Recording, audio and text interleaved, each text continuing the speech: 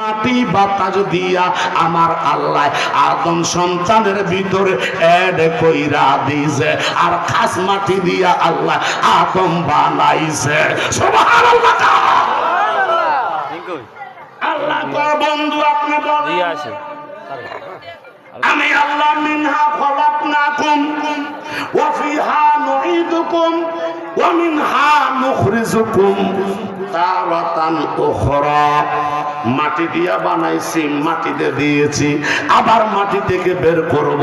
তো নেতা যেই দিকে, নেতার কর্মীরা তো সেই কথা বল, ইমাম সাহেব যেই দিকে, মুসল্লিরাও সেই দিকে।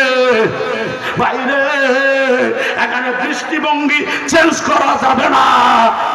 যেইখানে শরীয়ত ওইখানে শরীয়ত, যেইখানে হাকিকত ওইখানে হাকিকত। মানলেই ইমানদার, একটা চাইরা আরেকটা মানলে ইমানদার হয় না। ইরা দইরা ইরা না মানলে ইমানদার হয় না। কথা বলেন ঠিক না বেটা? পুরাটাই মানন লাগবে। আল্লাহু আকবার। তাহলে এই জন্য আদম বানাইছে মাটি দিয়া, আদম নবীর স্ত্রীর বানাইছে হাড্ডি দিয়া। কয়টা পেলাম? দুইটা। তারপরে ঈসা নবীর বানাইছে আল্লাহ ফু দিয়া, বাতাস দিয়া। ঠিক কয়টা পেলাম? তিনটা। আরেকটা হলো আমরারে বানাইছে আল্লাহ নতফা দিয়া, বীর্য দিয়া, পানি দিয়া। সূরা কোন সুবহান। তাহলে কয়টা পেলাম? চারটায়। চার রঙের মশলা একটা মানুষের দেহের ভিতরে আছে না নাই? বাইরে এবার এই মানুষটারে যখন 1 বছর, 5 বছর, 10 বছর, 50 বছর, 100 বছর হয়ে গেল, হওয়ার পরে আজরাইল আসে কি আসে না? কথা কয় না, আসে কি আসে না? আমরা সবাই মরণশীল, ইউনিভার্সাল ট্রুথ। সবাই আমরা মরতে হবে, কেউ বাঁচতে পারবো না। সবাই কবরের প্যাসেঞ্জার, কেউ দুনিয়ায় থাকতে পারবো না। একটু দূর হাত তুলে বলবেন আওয়াজ করে, আমাদের আসল বাড়ি কি বিল্ডিং না কবর?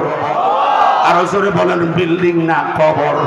ওই কবরের একটু খবর দরকার আছে না নাই? আওয়াজ দিয়া বলো আছে না নাই? ওই কবরে যেতে যাইম, তাহলে ওই কবরটা অন্ধকার।